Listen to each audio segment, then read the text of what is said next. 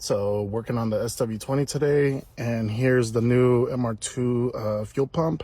The one I had before on this was the one for the 5S FE engine, and this is actually from a 1997 Toyota Camry V6. It's been modified to work on the MR2, and we have right here an adapter for AN lines, because that's what we're going to be running, AN line the whole way, because the original ones broke off. I guess that's a common thing. So we're gonna slip this back into the fuel pump or the fuel tank and route our lines and hopefully get this car started soon.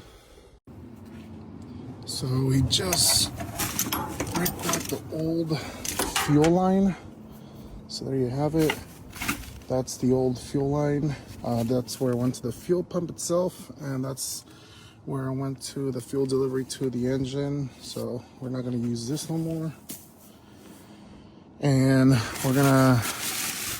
we already did the Jim's fuel mod right here. So we're gonna send the line to like maybe over here and install a fuel filter and then into the cabin.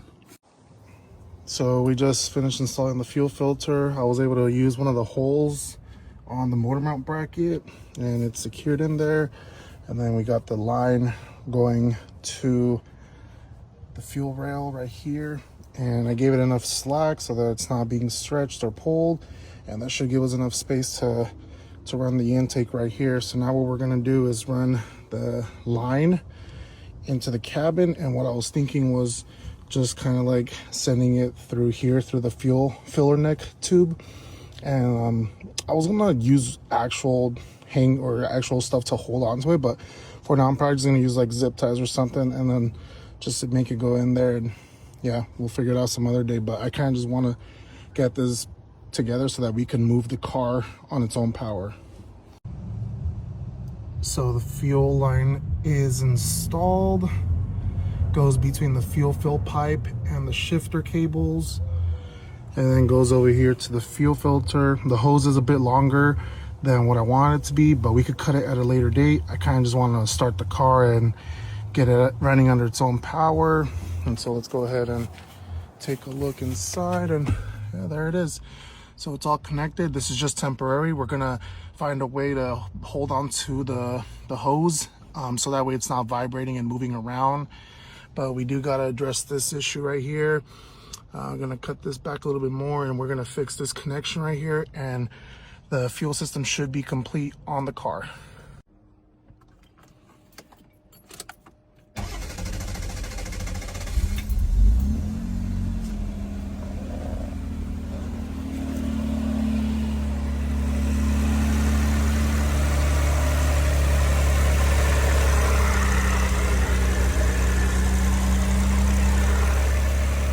I did see something though. We're not done.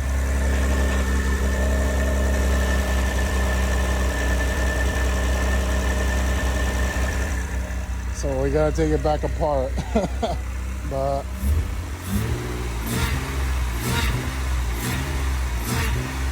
sounds alright.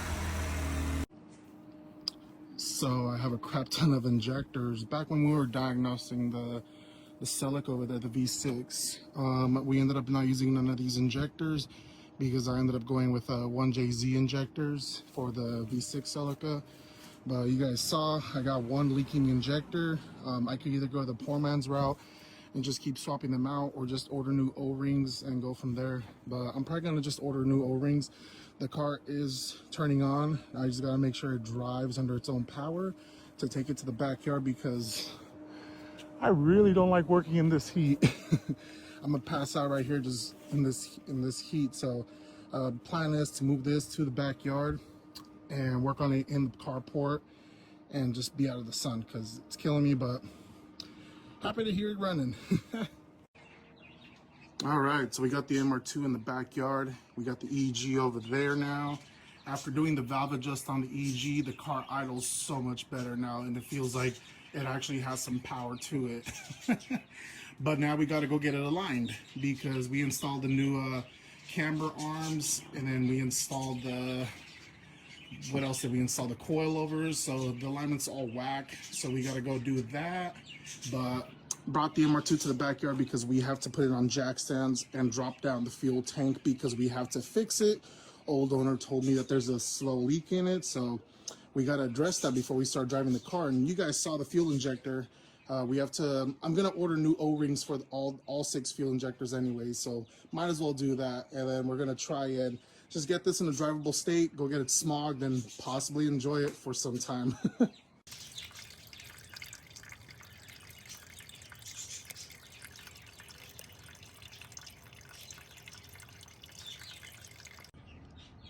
All right, so we're back at it with the MR2 fuel tank puncture. That's not gas, that's coolant. I already let all the gasoline come out of the gas tank.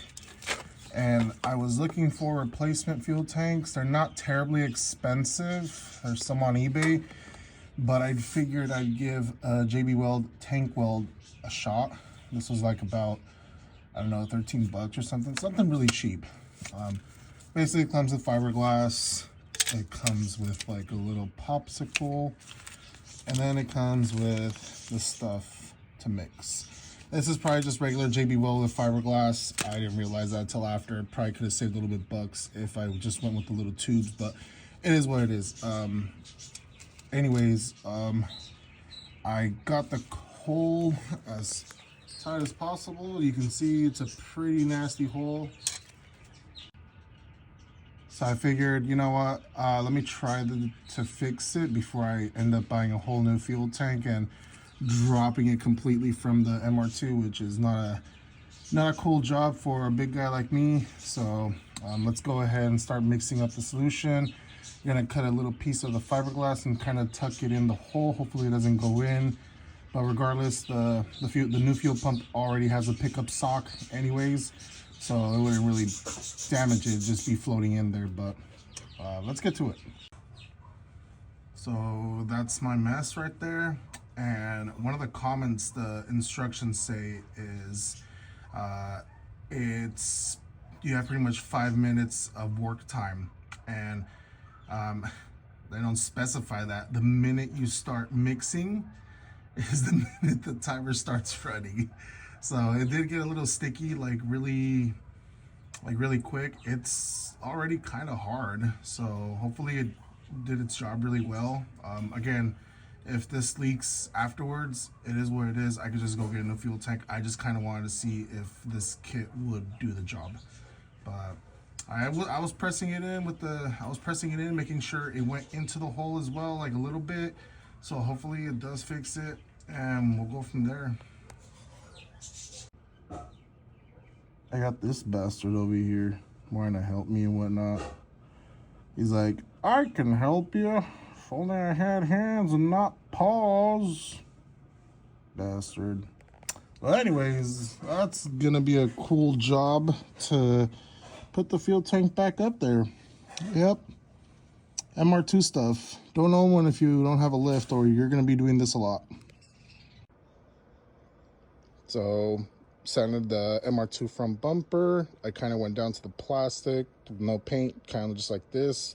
And a lot of the spider cracks are gone already. So, kind of wanted to see how it looks like with the, what do they call it? The SEM high filler primer. And it looks pretty good. So, I'm not going to sand anymore. I'm not going to sand today, but you can kind of see all the stuff we've been sanding, all the clear coat peeling and whatnot. But yeah, this is the hard stuff up here. It's like you kind of see the paint. All this was all right here on the roof. So kind of crazy, but kind of glad I already got all that sanded down. There's our beautiful V6 TRD supercharged. Yep. All right. Work on it some other day. We're gonna let that cure, and then we're gonna put the gas tank back up.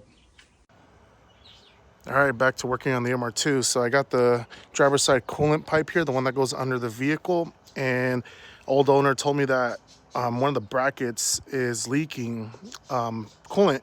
So I found this one. He had tried JB Weld and it worked for a bit, but eventually it started to leak. Pretty sure because it's pressurized system.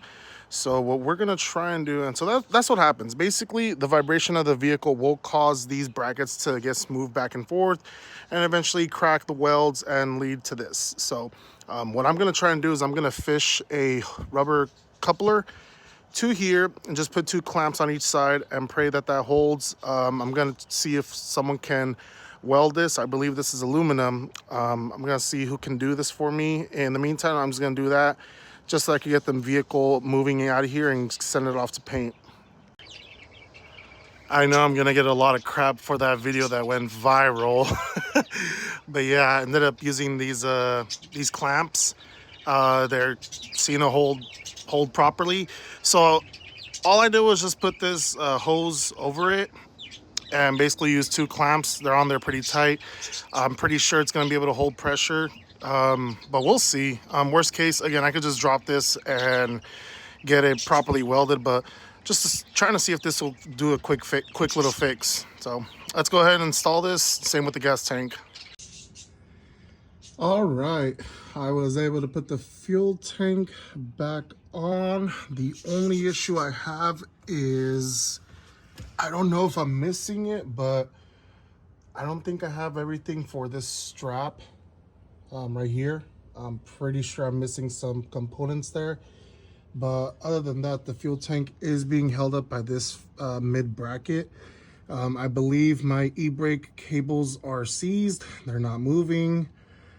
Pulled the e-brake up and it doesn't work. I already adjusted this to the max and it doesn't work. So we'll figure that out another day. Coolant lines are already reattached. And this is what it looks like on the back. Sorry guys for the terrible angles. I'm under the car. So that's what it looks like right now. I'm gonna get a rubber clamp and just hold them together right here so that the vibration isn't that crazy. There's barely any vibration and anything hitting. I had to bend this AC line a bit. I don't know if that's the actual point where both of these connect to, so if anyone knows, let me know. But other than that, all this looks fine and dandy. Doesn't look like it's rubbing there. So this strap is also bolted down, and we just gotta finish attaching our clamps right here and fix this one right here, and we should be able to pressurize the system and see if there's any leaks. Cool.